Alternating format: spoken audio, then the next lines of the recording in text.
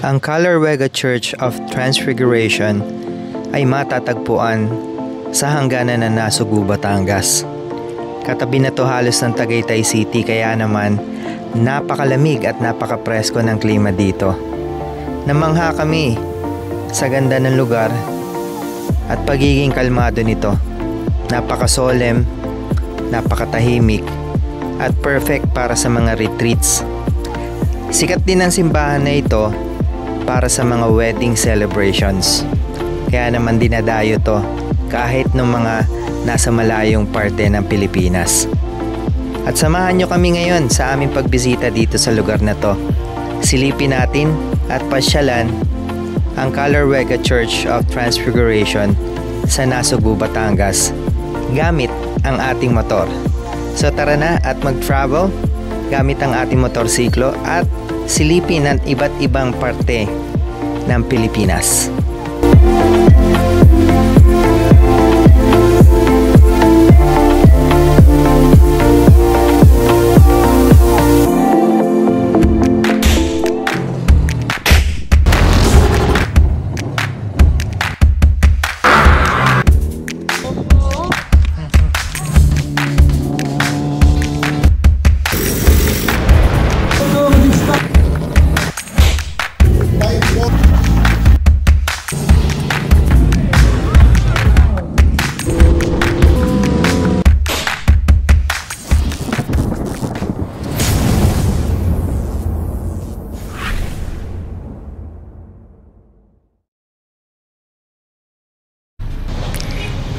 Kumusta po sa lahat ng followers ni Kid and Dad Motovlog? Si Brian po ito at angkas natin si Reese. And samahan niyo po kami for our episode for today. So papunta po tayo ngayon sa Calarwega Church or Chapel of Transfiguration na matatagpuan po sa bandang dulo na ng Nasugbu, Batangas. Halos katabi na po ito ng Tagaytay City, no? So roughly mga 5 to 7 minutes away from Twin Lakes, kung familiar po kayo dyan sa lugar na yan. And naisipan po naming pasyalan ang lugar na ito kasi napakasikat po nito, daming pumupunta dito at talaga namang tourist spot po itong lugar na ito kasi nga naman katabi na siya halos ng Tagaytay City. So napaka-presko at napakalamig po dito sa lugar na to. So ma-enjoy nyo talaga, especially if pupuntahan nyo po siya like in summertime. Yan, so hindi siya mainit, no? So masarap maglakad-lakad. Napakalaki po ng vicinity ng Calarwega Chapel or Church of Transfiguration. And pupuntahan po natin lahat yun, no? Napakarami nilang mga activity areas, like yung kanilang tent chapel na matatagpuan sa pinaka mataas na bahagi ng lugar na yan. Meron dyan yung hanging bridge, yung koi pond, and marami pang iba. Ayan, so mag-e-enjoy po tayo ng gusto sa ating episode for today. So tara na at biyahe na po tayo papunta sa Calarwega Road kung saan matatagpuan ang Calarwega Chapel or Church of Transfiguration. So kung gagamit po kayo ng Google Maps or Waze, simply type Calarwega and lalabas po yan agad, Calarwega Chapel of Transfiguration. Madali lang siyang hanapin sa Google Maps. So from our place, which is in La Loma, Quezon City, it's gonna take roughly 2 hours and 43 minutes. So ang inyo pong travel time ay magdedepende kung which part of Metro Manila kayo manggagaling. Yan, dito po sa ating content, galing po tayo dito bali sa Nasugbu, Batangas, no, sa Barangay Bukana. Yan po yung part ng Nasugbu, Batangas na sikat sa mga beaches. Katabi lang po siya ng mga shoreline. So, yan po kami nag-swimming din ni Kid nung aming first day.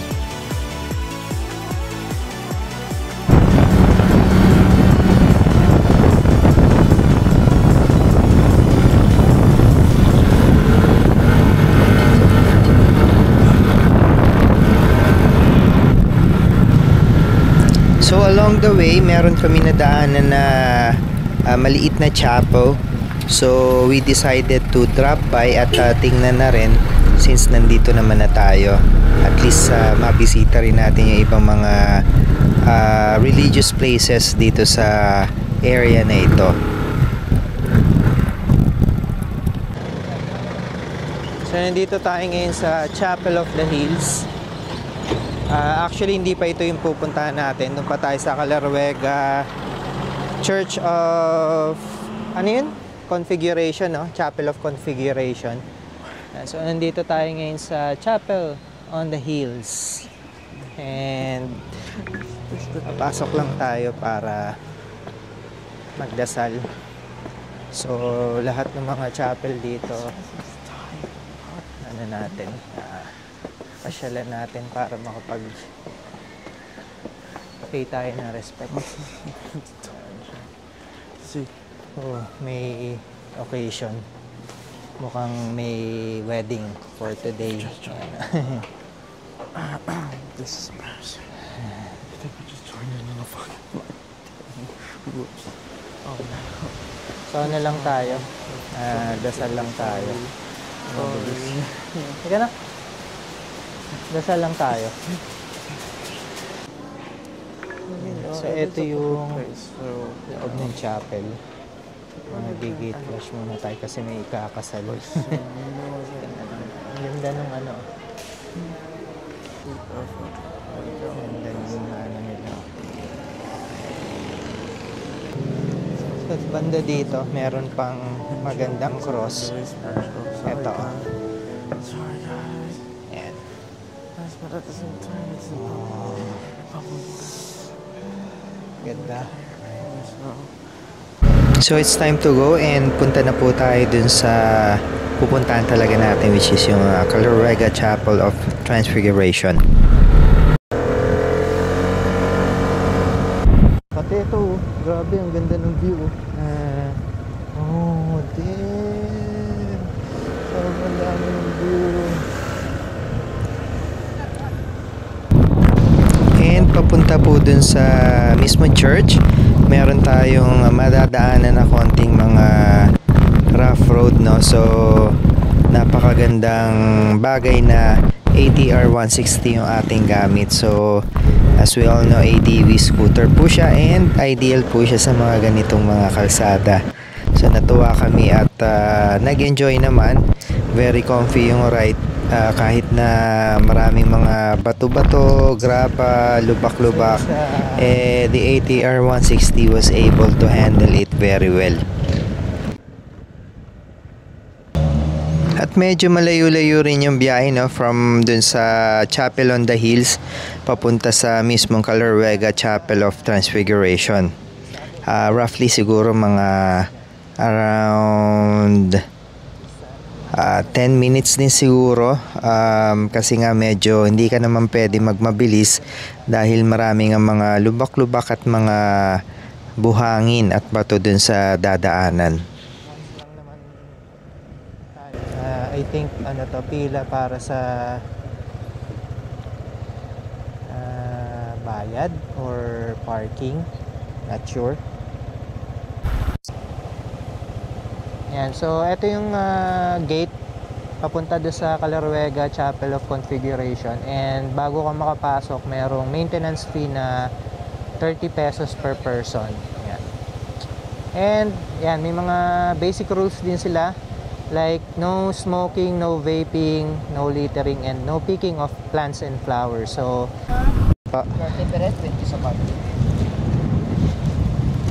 sir, wala kaming barya, okay lang. 1,000 po. Hindi po kami nakapagdala ng barya. Sorry. Calarwega, PH. Woohoo! Welcome. Welcome to Calarwega. Saan po kami pwede mag-park? Baba po, sir. Malayo-layo pa po. Okay po. Okay, salamat. Okay po. Ayan, so doon pa pala sa dulo yung ating parking. So medyo malayo-layo rin pala yung lalakarin natin papunta dun sa chapel. Medyo mataas yung chapel pataas siya. So para nasa top siya ng hill. Yan, nakikita mo yung mga dito. Yan, so buhay na buhay po yung tourism dito. Ayan, ang dami mga tindahan ng mga merienda, kung ano-ano, at ang dami rin mga tindahan din ng mga prutas, gulay, prutas, and kung ano-ano pa. Dun, kasya yata tayo dun. Parang dun na lang, dun sa isa. Kasi wala rin dito eh.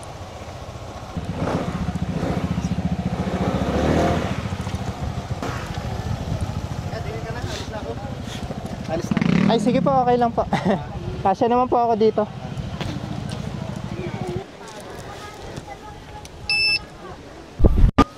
And so, lakad tayo papunta doon sa church, sa chapel pala. Ayan, so, nandito tayo sa papasok na ng chapel. Ayun, no? Ganda.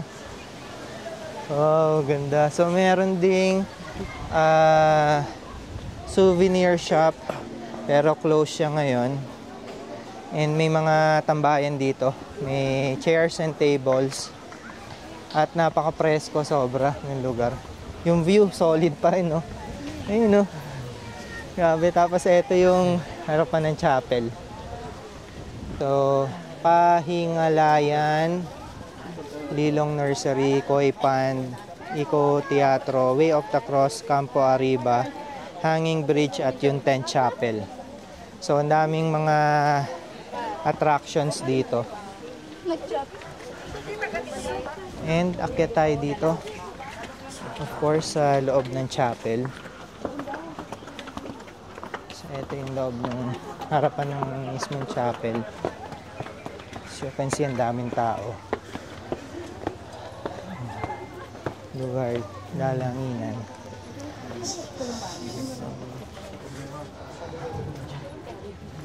So magdadasal lang tayo ng bahagya, and after dito punta tayo sa ibang mga places dito. Yes. Ito yung kanilang prayer for candle lighting. So 10 pesos per candle yung kandila dito. And then ito yung pila papunta din sa prayer altar. So, Are you guys vloggers? yeah. Hi! Hello. We are from Las Vegas. Oh, Visiting Calavera Church. Yeah. Who are you guys? I'm Brian. Brian, Rizzo, and Rowena. Rizal and Rowena. Both Filipinos too. Opo. Apo. Taga Las Vegas kami. Yeah. This is my son. It's also our first time here. All right. Yeah. It's our first time as well. Yeah, we were visiting Nasugbu. And then on the way, you just... Yeah, and we saw this one on the Very good. Facebook. I see. Yeah, so we decided. We are riding. Okay. We are riding the tuk-tuk or the bokyo, they call it. Okay po. Kami naman po, What? nagmo-moto vlog po kami. So we travel different places using motorcycle. Good luck to you, sir. Thank you. All right. Good luck. Ayan. So ito yung inside ng Calarega Chapel. Ito yung kanilang altar. May malaking statue ni Mama Mary. And 3 people at once and can use the altar para mag-pray. So pipila ka for you to be able to go to the altar mismo.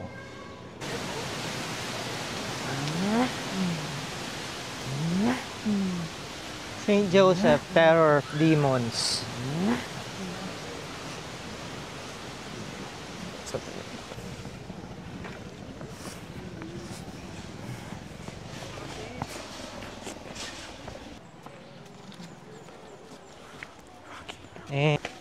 Hello! Saan kayo papunta? Gagala kami dito eh. Tignan mo sila, gumagala po eh.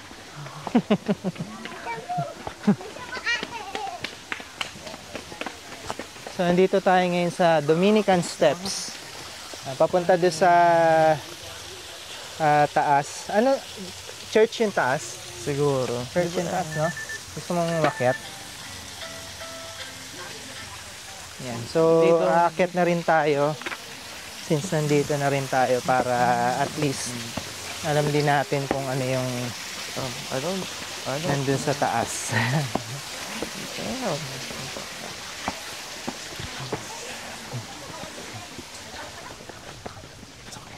Oh, ang tangkad. Ang taas. Tumababa yung kaki dito. Hindi ko siguro. Close to nature, close to tulad. Marami pala. Taas natin. Yun, napit na isa. Tutok.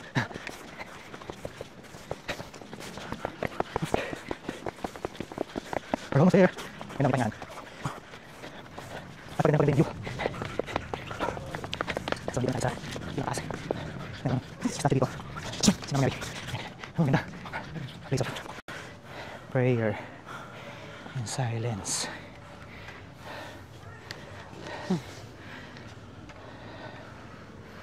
Ganda. Picture tayo dito. We're here. Saglit lang ito, baka mga alas 3 na ba? Check lang. Church or chapel? Church or chapel? Ito sa pumasok. Ano naman kayo dito? Yung kayo dito. And ito yung harapan niya. Yeah. Ang pangalan ng chapel is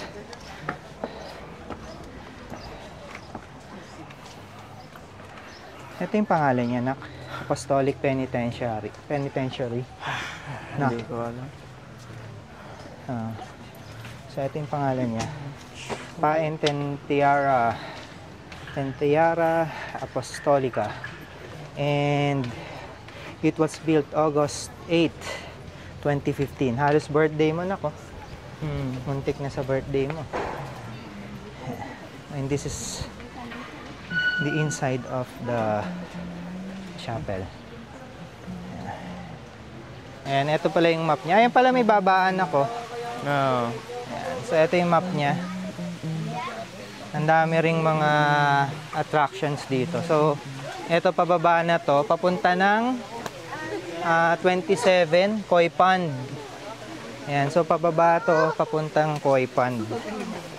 Tingnan natin yung pinakamalapit sa atin. Baka may makita tayong koi. Ito. One loop. Dami. Wow. Nako, dami oh.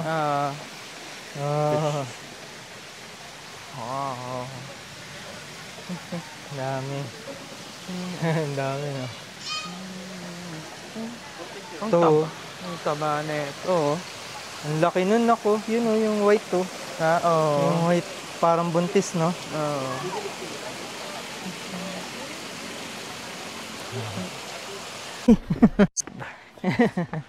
Tapilok pa ako. So, approaching na tayo sa hanging bridge. Ito yung hanging bridge. Ayaw po. Hello po. Ayan, mga seniors daw. Hello po. So, ito na yung hanging bridge. Ganda. Ang ganda na. May mga ano, gagamba. Spiders. Hell no. Fuck the spiders. Uy, wag. May ibang tao. Kung tayo lang, okay lang. Ayan. Hello. Nagsiswing na. Picturean kita na. Dito ka. Dito ka sa amin. Harap. Grabe, laki ng gagamba. Akyat na naman yung lakaran papunta doon sa susunod na attraction. May kabayo dun, no? Which is yung Tent Chapel, nak, no? Tent Chapel yung pupuntahan natin. Saka Way of the Rosary ba yun? Saka Way of the Rosary. So, sa wakas, andito na tayo sa The Tent Chapel. Ang laki niya,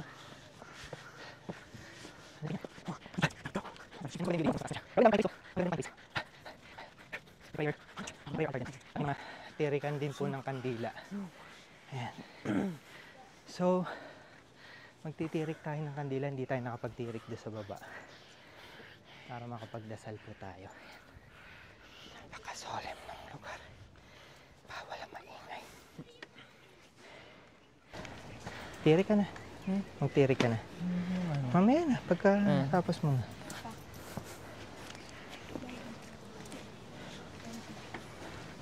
Baba muna natin yung helmet natin dito. So, ito po yung mga candles nila. Ito yung prayer. So, sindihan na po natin yung kandila natin.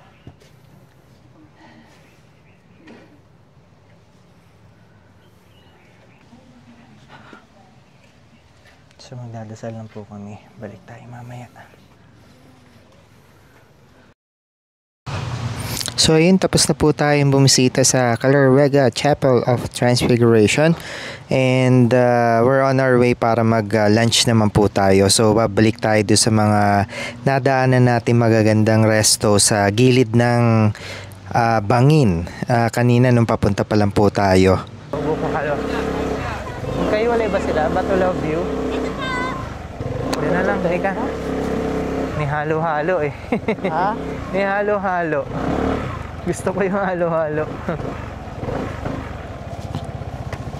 Doon na lang tayo. Iisa lang ba to? Yes po, sir. Isa lang. Pwede mag-park dito? Ayan, dito na lang tayo mag-park para safe. Baba na. Alright, so nandito tayo ngayon sa Batulaw View. So dito yan sa papuntang Calaruega Chapel of Transfiguration. Yan. Sarap ng mukhang masarap dito. Sa ang ganda ng view dito. Sobrang presko ng view. Nasa taas talaga tayo. Ang ganda ng overlooking. So ito yung kanilang menu. Ayan. Meron din silang halo-halo kaya napatigil tayo kasi nakita ko yung buko halo-halo. You know. Oh. Ang sarap. Buko halo-halo. Order na tayo.